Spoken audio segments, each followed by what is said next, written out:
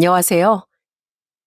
백반집 운영을 하며 보글보글 끓는 냄비 속에 사람 사는 정을 푹 끓여내고 있는 50대 후반 남자입니다.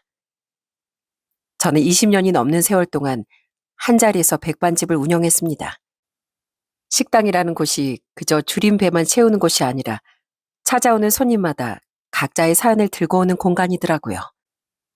저는 그저 반찬 몇 가지와 따뜻한 국 한 그릇을 내놨을 뿐인데 그 밥이 누군가에겐 위로가 된다는 게 참 뿌듯한 일입니다. 오늘은 여러분께 제가 20년간 식당을 운영하며 겪었던 일 중에 가장 가슴 따뜻하고 뭉클한 경험을 소개해 드리려고 합니다. 한번 들어주시겠어요? 전 어머니가 일찍 돌아가시고 홀아버지 밑에서 자란 사람입니다. 아버지 혼자서 저와 동생을 키우느라 고생을 많이 하셨죠.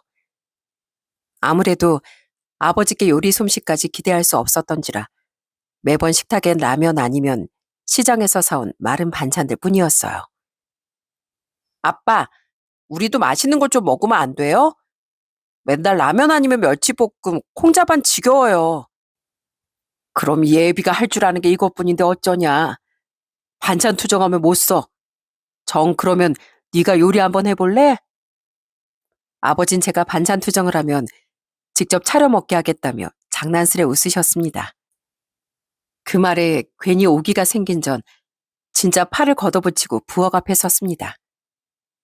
음식 할 줄 아는 건 아무것도 없었지만 어딘가에서 보던 기억으로 김치도 썰고 두부도 엉성하게 썰어서 인생 첫 김치찌개를 완성했어요. 지금 생각하면 어린 남자애가 끓인 찌개가 무슨 맛이 있었겠어요? 그런데도 아버진 이렇게 맛있는 찌개는 처음 먹어본다며 밥을 두 그릇이나 뚝딱 비우셨습니다. 너 이거 어디서 배운 거야? 혹시 아빠 몰래 요리 학원이라도 다녔어?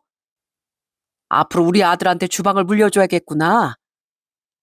전 아버지의 칭찬이 너무 기분 좋아서 그날 이후로 틈만 나면 밥을 짓고 간단한 국도 끓이며 저녁상을 차리기 시작했습니다. 아버진 단 한 번도 맛이 없다는 말씀 없이 늘 맛있다며 기분 좋게 식사를 해주셨죠. 동생은 조금 불만이 있어 보였지만요. 형, 우리 그냥 라면 끓여 먹으면 안 돼? 이 국 너무 짜. 상황이 이렇다 보니 갈수록 동생 입맛도 만족시켜주고 싶다는 욕심이 생겼습니다. 그래서 서점에서 요리책도 찾아보고 식당에 가면 분주히 돌아가는 주방을 훔쳐보기도 했어요. 그리고 마침내 드디어 동생에게 인정을 받아내고야 말았습니다. 형, 이거 뭐야? 진짜 형이 한 거 맞아? 식당에서 파는 것보다 더 맛있다. 나 밥 더 줘. 동생의 그 한마디가 얼마나 뿌듯했는지 모릅니다. 처음엔 반찬 투정으로 시작한 요리였지만 그간의 노력이 드디어 빛을 본 것 같았어요. 그 뒤로 저는 점점 더 진지하게 요리를 대하기 시작했습니다. 그렇게 요리사의 꿈을 갖게 된 전 20대 내내 큰 식당들을 돌며 열심히 음식을 배웠습니다. 가끔 실수라도 하는 날엔 주방 한 구석에서 몰래 울기도 했어요. 하지만 그런 날일수록 하나라도 배우는 게 더 많았고 음식이 얼마나 정직한 결과물인지 알게 되었죠. 이렇게 요리에 대한 열정을 불태우다 보니 아내와 처음 소개팅을 하던 자리에서도 웃지 못할 에피소드가 하나 있습니다. 아내는 주선자에게 제가 유명 한식당에서 일하는 요리사라고 소개를 받았다고 해요. 그래서 당연스레 요리사로서 어떤 계획을 세우고 있는지 묻더라고요. 저는 그 질문에 무척 당황하며 이렇게 대답했습니다. 아, 전 지금 일하는 식당에서 계속 오래 일하고 싶다는 생각은 없습니다. 30대 후반쯤엔 제 식당을 내는 게 꿈이에요. 아, 정말요? 그럼 어떤 식당을 내실 계획이세요? 지금 일하는 곳처럼 한식당? 아니면 레스토랑이요? 네? 아니요. 전 그냥 작은 백반집 하고 싶은데요. 전 김치찌개를 제일 잘 끓여서요. 그리고 한국인은 밥심이잖아요. 아내는 기껏 요리를 배워 백반집을 차리겠다는 저의 대답에 기가 막혔답니다. 그러면서 한편으로 얼마나 김치찌개에 자신이 있으면 저런 자신감을 가지고 있는지 궁금했대요. 그래서 아내와 사귀고 난 뒤 처음 음식을 해줬을 때 생각보다 맛이 없으면 헤어져야겠다고 생각했답니다. 제 요리가 맛이 없다면 첫 만남에 거짓말을 한 것이니까요. 그렇게 시간이 조금 흘러 드디어 처음으로 제 김치찌개 먹은 아내의 소감이 어땠는 줄 아시나요? 당신 당장 백반집 열어도 되겠다. 이 정도면 완전 인정. 와, 이거 우리 엄마가 해준 것보다 맛있는데? 정말? 지금 기분 좋아지라고 빈말하는 거 아니지? 아, 다행이다. 나 내심 긴장하고 있었단 말이야. 그 이후 아내는 남들은 좋은 레스토랑에 갈 때 그저 저의 김치찌개, 된장찌개가 최고라며 언제나 저를 으쓱하게 만들어 주었죠. 이렇게 속이 깊은 아내와 결혼을 앞두고 저는 장인어른 장모님께 이것 하나만은 꼭 지키겠다고 약속했습니다. 장인어른, 장모님, 저 미희랑 결혼하고 싶습니다. 제가 가끔 미희 손에 물을 묻혀도 절대로 밥 굶기는 일은 만들지 않겠습니다. 이거 하나만큼은 평생 지킬게요. 저희 호기로운 다짐에 장인어른과 장모님은 그만 껄껄 웃고 말았습니다. 그래, 내 믿어보겠네. 내 딸 밥은 안 굶기겠다는데 그거만큼 듬직한 약속이 어딨겠나. 그래도 손에 물은 너무 자주 묻히지 말게나. 그렇게 양가의 축복 속에 전 아내와 결혼을 했고 마침내 결혼 10년 차인 39살에 오랫동안 꿈꿔왔던 작은 백반집을 열게 되었어요. 크고 화려하진 않지만 김치찌개, 된장찌개, 계란말이, 고등어조림, 우리에게 익숙하고 정겨운 반찬들로 채운 소박한 식당이었어요. 저는 처음 식당을 개업하던 날이 아직도 생생하답니다. 아이고, 우리 아들이 드디어 사장님이 되었구나. 축하한다, 축하해. 며느라가, 너도 고생이 많았다. 앞으로 식당이 크게 번창하길 바란다. 형, 형이 이렇게 밥집 사장님이 된 건 내 역할이 컸던 거 알지? 그러니까 나 앞으로 자주자주 와도 돼? 형 결혼한 이후로 내 입에 딱 맞는 집밥을 못 먹어봤단 말이야. 그날은 저희 집 식구들, 처가 식구들, 친구들의 동기들까지 모두 몰려와 그 작은 식당이 발 디딜 틈 없이 붐볐답니다. 모두들 식사를 하고 나선 하나같이 맛있다고 해주니 저와 아내는 정말 대박의 길이 멀지 않겠구나 싶었어요.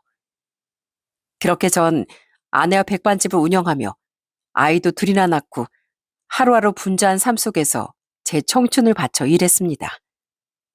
그 세월 동안 젊고 건강했던 저와 아내도 어느덧 흰머리가 성성한 나이가 되었어요. 아휴, 여보, 어째 요즘 갈수록 손님이 없는 것 같아? 이러다 월세 내기도 빠듯하겠네. 그러게, 어째 점심시간인데도 손님이 이렇게 없나? 오늘은 그냥 일찍 닫고 들어가자. 하지만 시간이 갈수록 저희 부부의 걱정은 깊어져 갔습니다. 언제부턴가 하나둘 줄어들던 손님은 이제 점심시간에도 고작 몇 테이블만 채워질 정도가 되었어요. 여보, 오늘 매출이 얼마야? 그래도 저녁 때 손님이 몇 테이블 있었잖아. 아휴, 오늘 매출이 5만 원이네. 그래도 어제보다 나으니까 좋아야 하는 건가? 어젠 3만 원이었어. 5만 원? 아휴, 이건 인건비 고사하고 식재료비 내기도 모자라겠구만. 갈수록 참 큰일이네. 손님 없는 식당엔 늘 파리가 날렸지만 그래도 아예 문을 닫을 수는 없었습니다. 그렇다고 가게에만 붙어있기엔 심심하니 자주 아내와 식당 앞에 있는 작은 공원을 산책했습니다. 종일 주방 안에만 있다 보면 몸도 마음도 굳어버리는 것 같아 한두 번씩 나가던 게 어느덧 하나의 취미생활이 되었죠.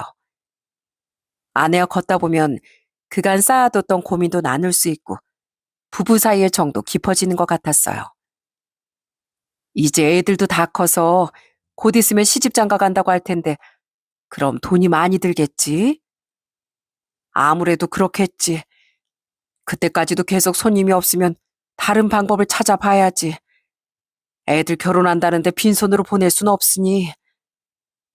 그때 당시 저희 아이들도 다 커서 앞길을 준비 중이었는데 부모가 돼서 도움은 못 주고 괜히 짐이 될까봐 걱정이 많았습니다. 그렇게 아내와 이런저런 얘기를 나누며 초겨울에 들어선 공원을 휘적휘적 걷곤 했는데 어느 날부턴가 공원 한쪽 벤치에 늘 구부정하게 앉아있는 어떤 남자가 눈에 들어오기 시작했습니다. 산책하러 나갈 때마다 그 사람이 같은 자리에 앉아있더라고요. 낡고 해진 외투, 뒤꿈치가 다 까진 더러운 신발, 깎지 않아 덥수룩한 수염, 그리고 언제나 그 남자 곁에 굴러다니는 소주병. 그 모습은 누가 봐도 노숙자였습니다. 남자가 노숙자인 걸 알아챈 뒤론 전 일부러 그 근처를 피해갔어요. 하지만 늘 그 자리에 앉아있는 걸 보니 마음이 조금 쓰이기도 하더라고요. 언젠가 그 노숙자가 고개를 들고 하늘을 보고 있는 걸 봤는데 얼굴에 때가 묻어서 그렇지 꽤 젊은 청년이더라고요. 씻겨놓으면 저희 둘째 딸이랑 비슷한 또래로 보일 것 같았어요. 아내 역시 그 청년을 보고 마음이 쓰였나 봅니다. 그 노숙자, 얼굴 보니까 아직 젊어 보이던데 무슨 사연이 있어서 거기 그러고 있을까? 어디 아픈 사람인가? 그러게, 아예 앞길이 구말리인 사람이 무슨 일을 겪었길래 세상 다 산 얼굴로 앉아있나 몰라. 그래도 근처에 가지 마. 혹시 위험할 줄 모르잖아. 하지만 겨울비가 세차게 오던 어느 날이었어요. 장대비가 퍼붓는 오후, 아낸 창문 너머로 벤치에 쪼그려 앉은 노숙자를 한참 보더니 갑자기 벌떡 일어나 낡은 담요 하나를 꺼내왔어요. 그게 저 청년 비가 이렇게 오는데도 우산도 없이 저러고 앉아있잖아. 이거 담요라도 덮으라고 해야겠어. 저러다 감기라도 걸리면 어째. 뭐? 저 노숙자에게 가겠다고? 정 그러면 우산이나 하나 줘. 괜히 말 걸었다가 해코지라도 하면 어떡해? 아는 제 말에 잠시 망설이는 것 같았어요. 그러다 어떻게 그냥 두고 볼 수 있겠냐며 제 만류를 뿌리치고 기어코 공원으로 가더라고요. 저도 아내가 걱정돼서 우산을 들고 아내 뒤를 따랐습니다. 노숙자에게 다가간 아내는 벤치 옆에 비닐봉투에 넣은 담요를 내려놓으며 말을 걸었어요. 이봐요. 한겨울에 비가 이렇게 오는데 왜 이러고 있어요? 그러다 감기 걸리면 어쩌려고. 자, 이거 담요인데 이거라도 덮어요. 하지만 그 노숙자는 아내가 아무리 친절하게 말을 걸어도 그저 멍하니 앉아있더라고요. 결국 아내가 우산을 씌워주며 어깨에 담요를 덮어주자 그제 아내 얼굴을 쳐다보더군요. 전 노숙자에게 우산을 줘버리고 비를 맞는 아내에게 얼른 우산을 씌워 식당으로 데려왔습니다. 당신도 참, 아유 어쩜 그렇게 마음이 넓어? 나도 저 사람이 매번 눈에 밟히긴 했지만 다가가서 뭘 해줄 생각은 못했는데. 마음이 넓어서가 아니라 몇 주 내내 같은 자리에 있는 사람을 모른 척하면 내 마음이 더 불편할 것 같아서 그래. 딱 보니까 우리 애들 또래 같잖아. 그때까지도 노숙자는 아내가 씌워준 우산을 들고 어깨에 담요를 두르고 그 자리에 앉아있더라고요.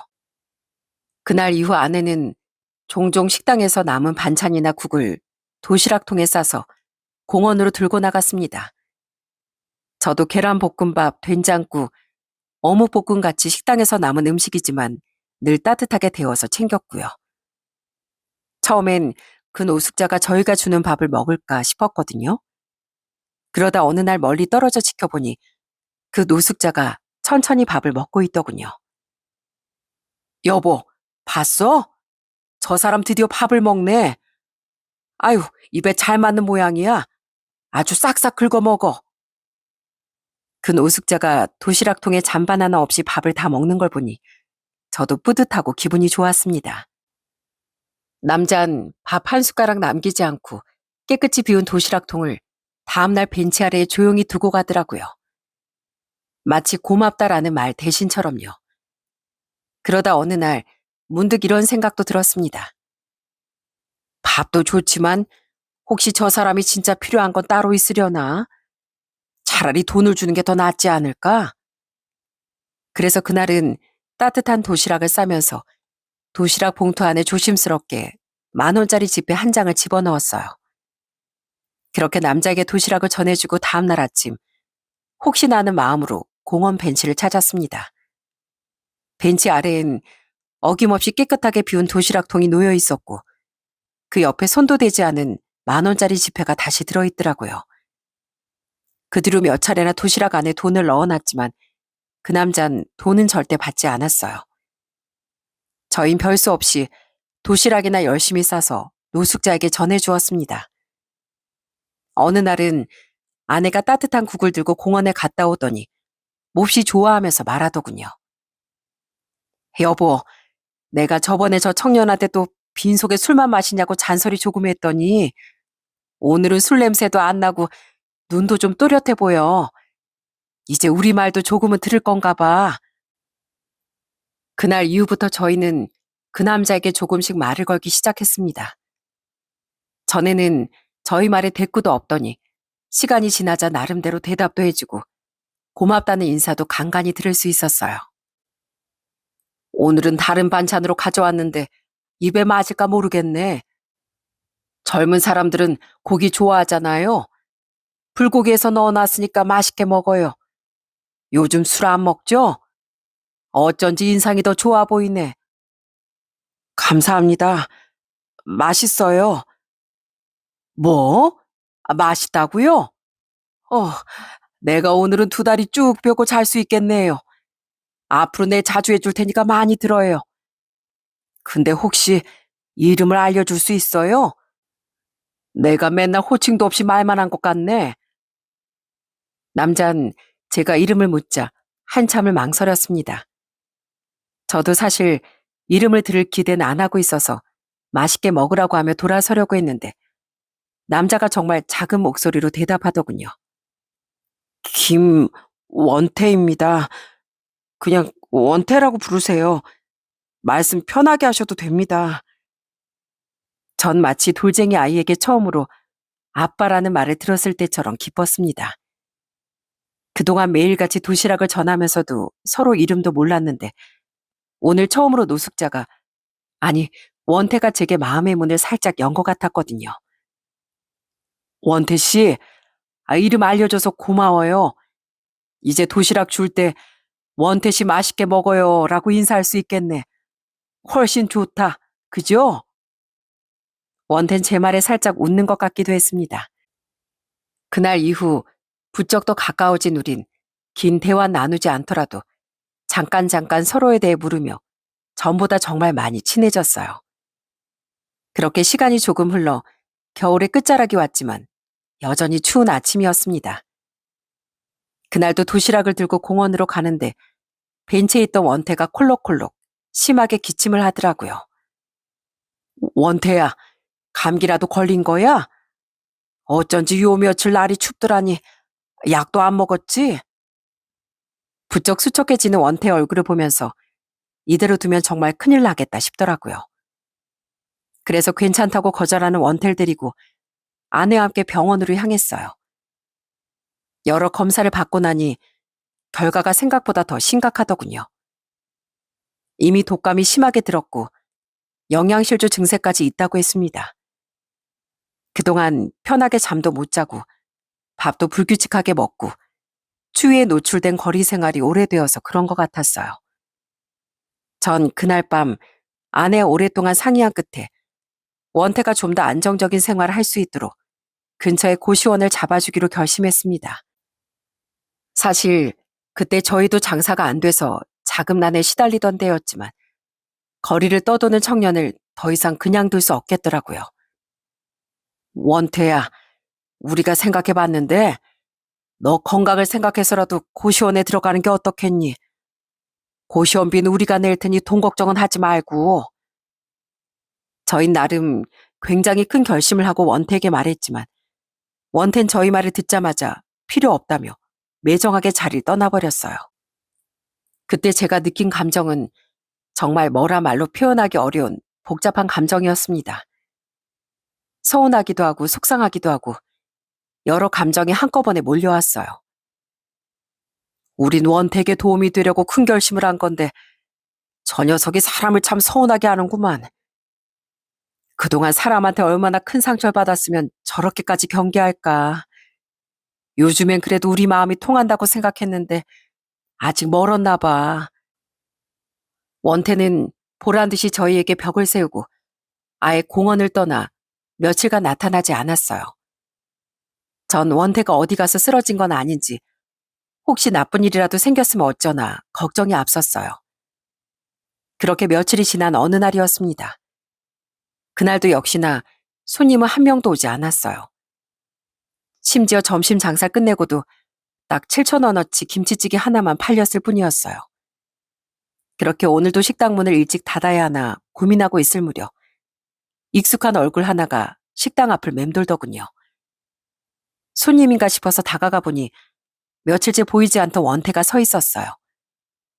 전보다 더 수척해지고 꾀재재해진 모습이었죠. 어딘가 아파 보이기도 했고요. 식당 앞에서 한참을 망설이던 원태는 조심스럽게 가게 안으로 들어왔습니다. 그러더니 정말 깜짝 놀랄 만한 말을 하더라고요.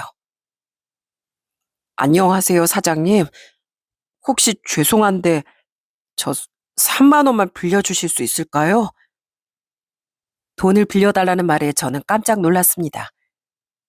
그동안 아무리 돈을 주려고 해도 단 한 번도 받지 않던 친구였거든요. 아니, 원태야, 무슨 일 있어? 돈이라면 절대 안 받던 사람이 갑자기 웬 3만 원? 원태는 제 질문에 한참을 망설이더니 작은 목소리로 대답했습니다. 사실은 오늘이 제 어머니 기일이에요. 염치 없지만 부탁드립니다. 제가 차비가 없어서. 원태 말에 저도 안 해도 말문이 막힐 정도로 가슴이 짠했습니다. 원태가 차비를 부탁하러 절 찾아오기까지 얼마나 고민이 많았을까요? 저는 망설임 없이 금고를 열었어요. 금고엔 오늘 번 매출의 전부인 7,000원이 들어있었거든요. 여보, 아무래도 내가 같이 다녀오는 게 나을 것 같아. 혼자 가게 내버려두면 안 될 것 같네. 여기서 1시간 반이면 간다니까 내가 같이 다녀올게. 그래, 어차피 손님도 없고 가는 길에 밥도 좀 사 먹이고 조심히 다녀와요. 저는 식당 앞에 달린 문패를 외출 중으로 돌려놓고 원태 함께 차를 타고 원태 어머님 산소로 향했습니다. 그렇게 도착한 산소는 고요한 시골 언덕에 키 작은 나무 몇 그루 사이에 자리 잡고 있었어요. 원태는 어머님 산소 앞에 무릎을 꿇고 무성하게 자란 잡초를 뽑기 시작했습니다. 그러더니 이내 어깨를 들썩이며 대성통곡을 하더라고요. 어머니, 저 왔어요. 죄송합니다. 여전히 못난 아들이라 죄송해요. 저는 울고 있는 원태 곁에 말없이 서 있다가 준비해온 종이컵과 막걸리를 꺼냈습니다. 자, 어머니께 술 한 잔 따라드려야지. 그리고 너도 한 잔 하고. 사람 사는 일이 쉬워 보여도 늘 고난의 연속이고 누구한테나 속사정이 있기 마련이지. 원태야, 도대체 너한테 무슨 일이 있던 거니? 이제 나에게 말해줄 수 있겠어? 원태 몇 번이고 망설이다가 한참 후에야 겨우 그동안 있던 눈물겨운 사연을 털어놓았어요. 제가 고등학생 때 아버지가 돌아가시고 어머니랑 단둘이 살았어요. 어머니 사실 친어머니가 아니고 새엄마인데 어머님 본인의 모든 걸 바쳐서 친자식처럼 절 키워주셨는데 전 여전히 형편없는 아들이에요. 원태 말을 잇는 동안에도 계속 눈물을 흘렸습니다. 아직은 젊디 젊은 나이, 원태가 짊어져야 했던 삶의 무게는 이러했습니다. 원태가 초등학교 4학년이던 무렵 새어머니가 아버지와 재혼을 하게 되었어요. 어머니 누가 봐도 친아들이라고 생각할 정도로 원태를 정성으로 키우셨대요. 아버지가 가정생활에 충실하신 분이 아니었음에도 어머니는 늘 원태를 먼저 챙기고 사랑을 주려고 노력하셨죠. 하지만 부모님의 이혼 그리고 재혼, 아버지의 빈자리를 겪으면서 원태는 예민해질 수밖에 없었어요. 그때 모든 게 불만이었어요. 절 버리고 떠난 친엄마도 밉고 갑자기 새어머니를 데려온 아버지도 싫었죠. 그래서 말썽을 정말 많이 부렸어요. 공부도 안 하고 매일 사고만 쳤던 것 같아요. 그러다 아버지가 사고로 돌아가셨죠. 아버지 장례가 끝나자 원태는 어머니께 그만 인연을 끊자고 했답니다. 더는 원태와 어머니를 이어주는 끈이 없었으니까요. 하지만 어머니는 원태를 포기하지 않았어요. 아버지가 남겨준 재산은 하나도 없었지만 날마다 식당 일과 청소 일을 하며 원태를 돌봤습니다. 어느 날 밤에 친구들과 놀다 집에 들어왔는데 어머니가 이불에 눕지도 못하고 잔뜩 지친 얼굴로 식탁에 엎드려 주무시고 계신 거예요. 늦게까지 오지 않는 절 기다리면서요. 그날 이후로 전 뭔가 성공해야겠다는 생각이 들었어요. 그게 어머니에게 받은 은혜를 갚는 일이라고 생각했거든요. 원태는 그날 이후로 밤마다 코피를 쏟아가며 공부에만 매달렸답니다. 부족한 기초 공부를 따라잡느라 밥 먹을 시간도 부족했대요. 처음엔 문제 하나를 푸는데 2시간이 걸릴 정도였지만 결국엔 반에서 1등을 할 정도로 성적이 많이 올랐죠. 처음으로 반에서 1등 하던 날 어머니와 껴안고 울었어요. 계속 이렇게만 하면 금방 좋은 대학에 가고 취직을 하고 어머니를 편히 모실 수 있을 것 같았어요. 원태는 결국 국내 굴지의 대학이라는 K대학교에 입학을 하게 되었답니다. 소위 말하는 명문대죠. 대학교 입학식 때 어머니가 얼마나 기뻐하셨는지 몰라요. 어머니가 그렇게 환하게 웃는 모습을 그때 처음 봤다니까요. 대학 졸업 때도 어머니께 학사모를 씌워드리면서 금방 좋은 직장에 취업할게요. 이렇게 약속드렸는데 하지만 원태 예상처럼 취업은 쉽게 되질 않았죠. 대학만 믿고 대기업에 줄줄이 원서를 넣었지만 유학이다 뭐다 더 좋은 스펙을 가진 경쟁자들이 너무나 많았어요. 그렇게 시간을 허비하다 20대 후반이 된 원태는 친구의 꼬임에 넘어가 그만 손대면 안 될 곳에 손을 대고 맙니다.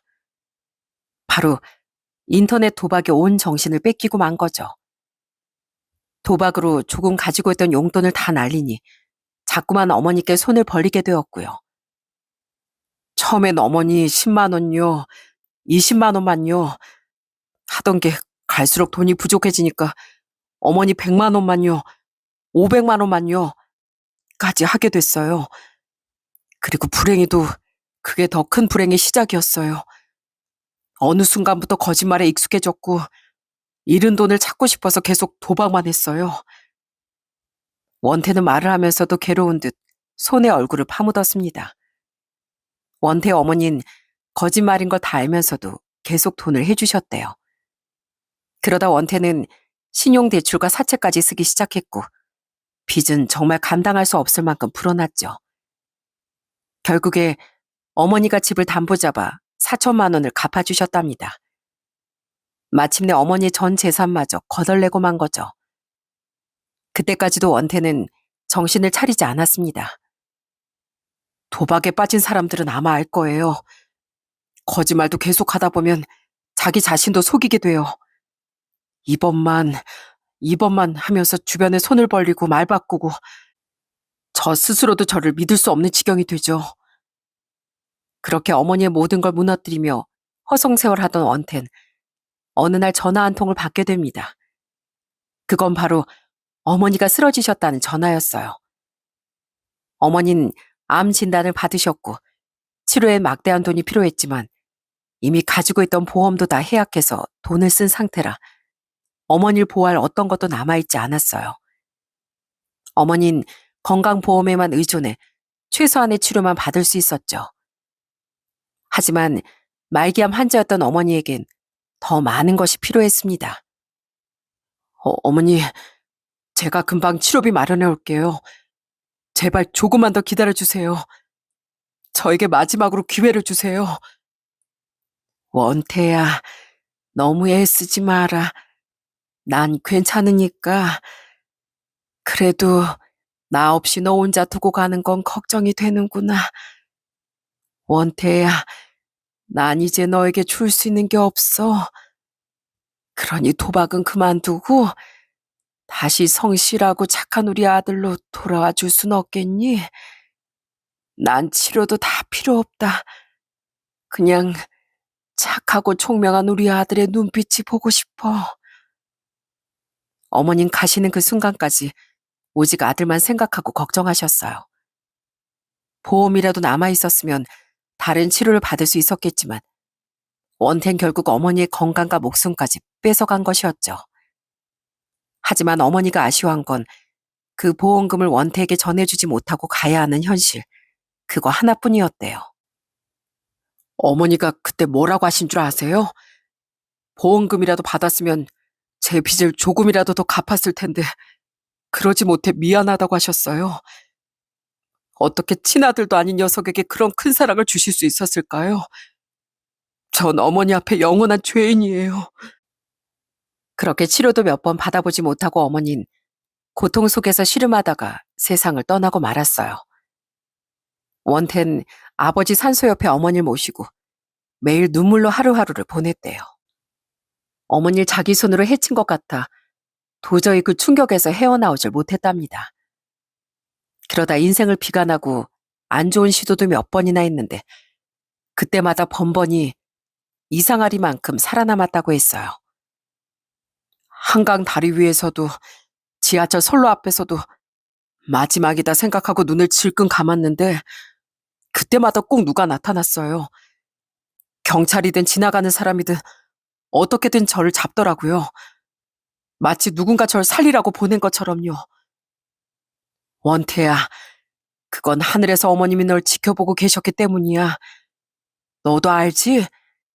어머님이 바라시는 건 원태 네가 이렇게 괴로워하는 게 아니라 어머니 앞에 당당하게 잘 지내는 걸 거다. 나도 너만한 자식을 키우는 입장에서 어머님의 마음을 누구보다 내가 잘 알아. 정말 그럴까요? 어머니가 하늘에서 절 지켜주고 계시는 걸까요? 이렇게 철없는 아들을 어머니가 절 용서해 주신 걸까요? 저는 온 얼굴이 다 젖도록 울고 있는 원태를 꼭 안아주었습니다.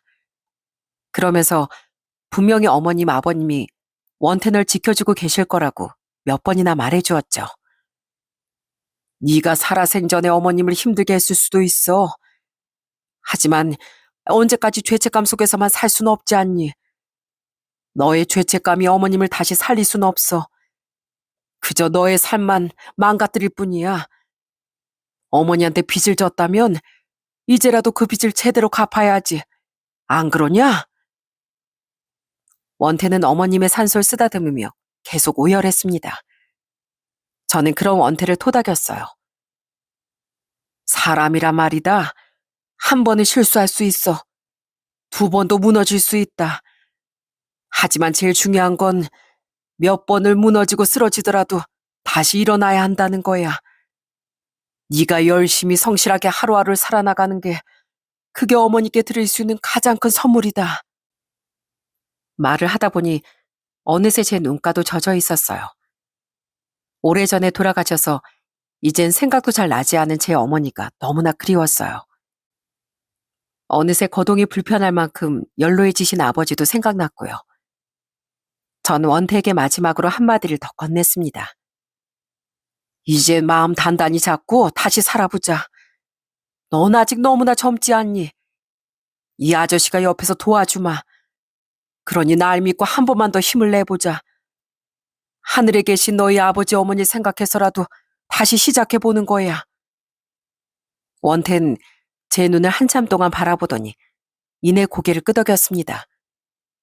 그렇게 원태의 속마음을 모두 알게 된 이후 아내와 전 빠르게 움직이기 시작했어요. 일단 전부터 결심했던 원태 보금자리를 마련해 주었습니다. 식당 근처에 고시원이 하나 있었는데 사장님께 원태에 대해 이야기하니 흔쾌히 좋은 방을 저렴한 가격으로 내주었어요. 아유, 백반집 사장님, 사모님이 정말 좋은 일 하시네요. 보니까 사장님네 음식 맛이 좋은 게 이렇게 마음씨가 좋으셔서 그런가 봐요. 인심 좋으신 고시원 사장님 덕분에 큰 부담 없이 원태 거처를 해결하게 되었고 그 다음으로 해야 할 일은 바로 원태의 묵은 때를 벗기는 것이었어요. 오랫동안 방치해서 지저분한 머리도 이발을 하고요. 오늘이야말로 이 아저씨하고 꼭 목욕하러 가는 거다. 그동안 네가 하도 꾀제제해서 얼마나 내가 씻겨주고 싶었는 줄 아니? 가서 등도 시원하게 밀고 머리도 이발하고 오자. 원텐 쑥스럽다면서 차라리 혼자 갔다 오겠다고 했지만 저는 영 못 믿어 결국 같이 목욕탕으로 향했죠. 가서 몇 년간 묵은 때를 벗기는데 속이 다 시원하더라고요. 목욕 끝나고 머리도 깔끔하게 이발했고요. 이렇게 때 빼고 강을 내니 우리 원태가 참 잘생겼더군요. 원태도 달라진 모습이 마음에 드는지 연신 거울을 들여다봤습니다. 이후에 원태는 여러 병원을 다니며 그동안 아팠던 몸과 마음을 치료했습니다. 심리 상담도 받고 앞으로 자립에 필요한 여러 가지를 알아보았어요. 한마디로 원태 사람 만들기 프로젝트에 착수한 것이죠. 그 과정에서 저희 아들, 딸도 참 많은 도움을 주었답니다. 역시 또래 아이들이라서 저희보다 훨씬 원태에게 공감을 잘해주었어요. 우리 동갑이니까 말 편하게 한다? 너 요즘 우리 아빠랑 잘 붙어 다니더라? 이거 완전 질투나는데? 뭐 그래도 이왕 빌려준 아빠니까 재밌게 시간 보내고 와. 제 아들 녀석은 바로 취업에 뛰어드는 것보다 어느 작은 곳에서 아르바이트라도 먼저 해보면 좋겠다는 현실적인 조언을 해주더군요. 아들 말을 들어보니 이왕 아르바이트를 할 거면 저희 식당에서 하는 게 좋겠다 싶었어요. 사실 식당에 손님도 없고 하루 매출도 형편없었지만 이렇게 곁에 두고 하나하나 가르치는 게 마음이 편할 것 같았거든요. 원태야, 우선 우리 식당에서 일해보는 건 어떠니? 손님은 많지 않지만 네가 어떻게 돈을 벌고 그 돈이 얼마나 귀한지 네 몸으로 직접 느껴봤으면 좋겠구나. 그렇게 원태는 저희 식당에서 일하게 되었어요. 식당에 맨날 저희 둘만 있다가 젊은 원태가 있으니 분위기도 밝아지고 매상도 부쩍 오른 거 있죠? 하루 10만 원도 안 되던 매출이 원태가 온 이후로 15만 원, 20만 원까지 오르더군요. 물론 원태에게 월급을 주고 나면 남는 건 하나도 없었지만 그래도 어쨌거나 적자는 면하면서 장사를 할 수 있었어요. 식당에서 일하며 원태도 점점 밝아지고 손님들에게도 조금씩 웃으며 서빙을 하더라고요.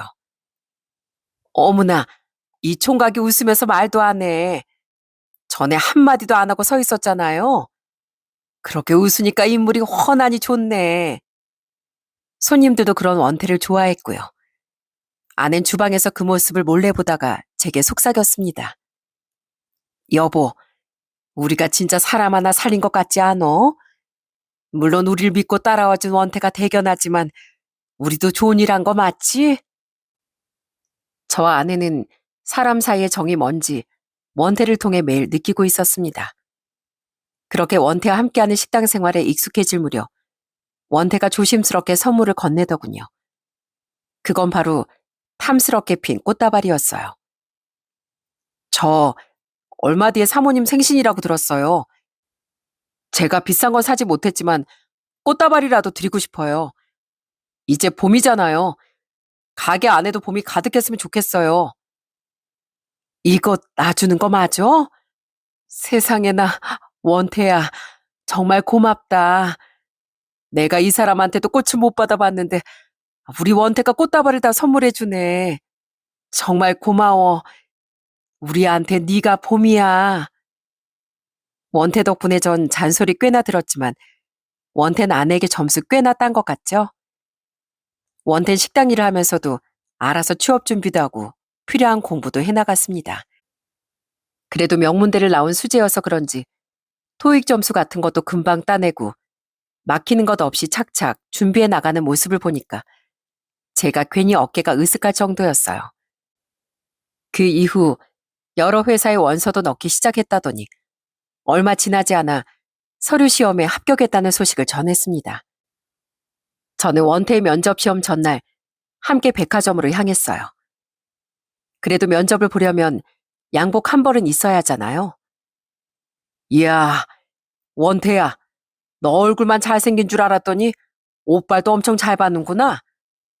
걸치는 것마다 잘 어울려서 큰일이다, 야. 아이, 자꾸 왜 그러세요? 쑥스러워요. 아니, 진짜야. 저 매니저님 여기 다른 옷도 보여주세요. 이런 디자인이 원태한테 잘 어울리네.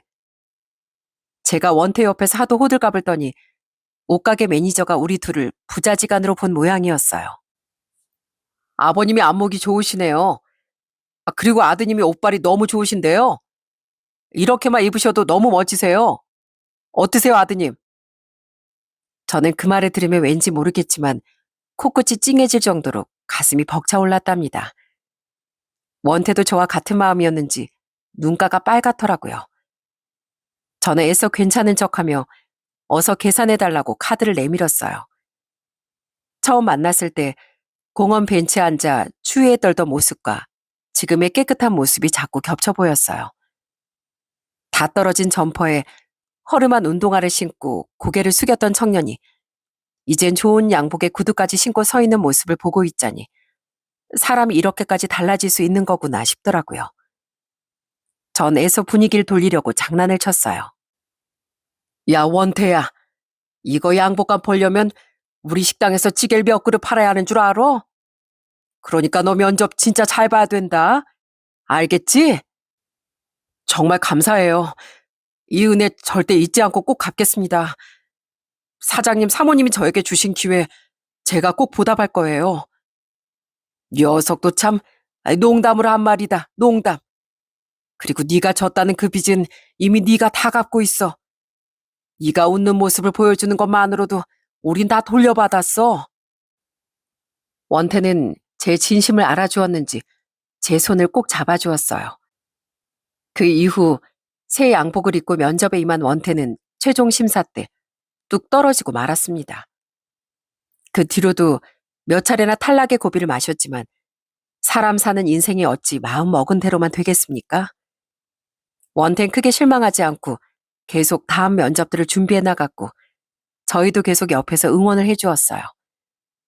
혹시 남몰래 상심하고 있을까봐 자기 개발서나 시집 같은 것도 선물해 주었어요.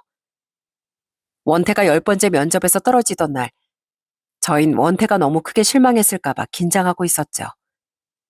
하지만 녀석은 생각보다 더 단단한 사람이었어요. 녀석은 굴하지 않고 도전하고 또 도전했습니다. 그리고 마침내 2년 뒤 그렇게나 간절하게 원하던 합격증을 손에 쥐었어요. 사장님, 사모님, 저 드디어 합격했어요. 저 드디어 취직했다고요. 저희는 기쁨에 서로를 얼싸안고 빙글빙글 춤까지 췄습니다. 그러다 아내가 울기 시작하자 연이어 모두 눈물이 터졌어요. 이 사람아, 기쁜 날 울긴 왜 울어? 장하다고 칭찬은 못해줄 망정. 당신도 울고 있으면서 왜 나한테 그래? 원태야, 넌 또 왜 우니? 좋아서요. 너무 좋아서 눈물이 다 나요. 제가 두 분을 너무 오래 기다리게 한 건 아니지 싶어요. 그래도 2년 넘게 항상 응원해 주셔서 감사해요. 진심으로요. 원태 취직 소식에 저희 아이들도 엄청나게 좋아하며 저녁 때 케이크까지 사들고 나타났더라고요. 우린 한 테이블에 둘러앉아 합격 축하 파티를 열었죠. 원태가 좋아하는 불고기도 이만큼 해두었고요. 원태야, 너 내일 나랑 같이 가볼 데가 있다. 네? 어디를요? 어디긴. 얼른 어머님 아버님 산소에 가서 네 합격 소식을 알려야지. 틀림없이 정말 좋아하실 거야. 그렇게 다음날 전 원태 아내까지 데리고 아버님 어머님의 산소를 찾았습니다. 원태는 부모님 산소에 큰 절을 올리고 담담하게 합격 소식을 알렸어요. 저도 아내와 원태 부모님께 인사를 드렸죠. 어머님 아버님 하늘에서도 좋아하고 계시죠? 이제 원태 걱정은 덜고 부디 편히 쉬시길 바랍니다. 제가 집사람과 함께 원태를 잘 보살필 테니 마음 놓으세요. 저 정말로 좋으신 분들을 만나서 너무나 행복하게 지내고 있어요. 앞으로도 자주 찾아뵐게요. 정말로 보고 싶습니다. 아버지, 어머니. 이렇게 부모님 앞에 인사까지 드렸으니 앞으로 우리 원태의 미래가 더욱더 밝아지겠죠? 그로부터 며칠 뒤 회사에 출근하기 시작한 원태의 얼굴을 보긴 전보다 힘들어졌습니다. 하지만 녀석은 시간만 나면 소매를 걷어붙이고 식당 일을 도왔어요. 아니, 너 회사 일에 적응하기도 피곤할 텐데 왜 주말까지 나와서 일을 한다고 그러니? 얼른 가서 쉬라니까. 아니에요. 저 식당 일에 재능이 있잖아요. 믿고 맡겨두세요. 아참, 그리고 이거 거절하지 마시고 제발 좀 받아주세요. 원태가 내민 건 두툼해 보이는 봉투였어요. 저는 깜짝 놀라 손을 뒤로 물렸습니다. 그러자 원태가 끈덕지게 달라붙어 기어이 봉투를 쥐어주더군요.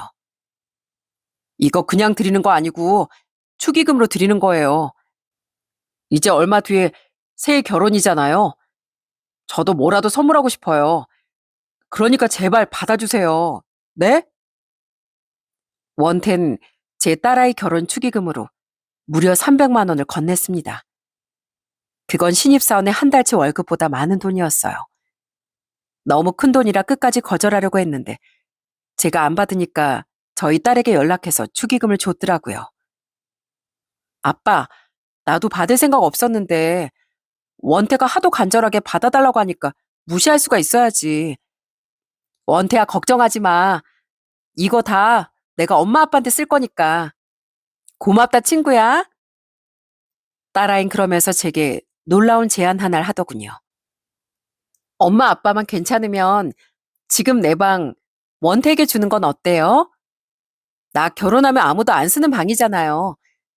언제까지 고시원에 살게 둘 수도 없고 이왕 막내 아들로 삼은 거 아예 데리고 살아요.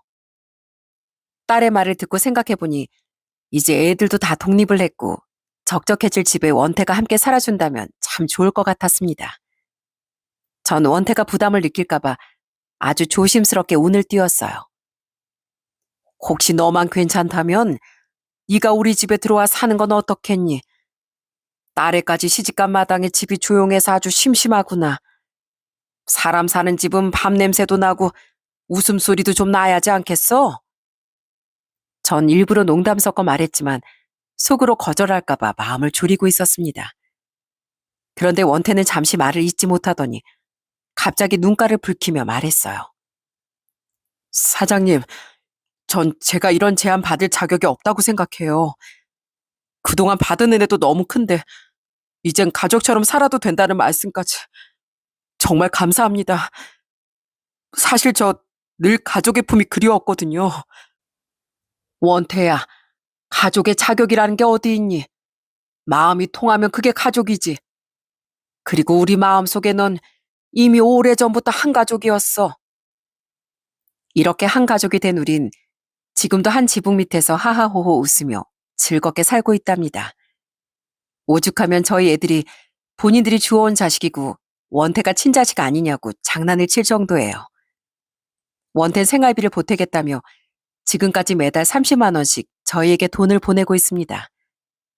처음엔 매달 100만 원을 준다는 걸 간신히 말렸다니까요. 이제 저희 소원이 하나 있다면 원태가 잘 맞는 짝을 만나 결혼도 하고 얼른 손주도 안겨줬으면 합니다.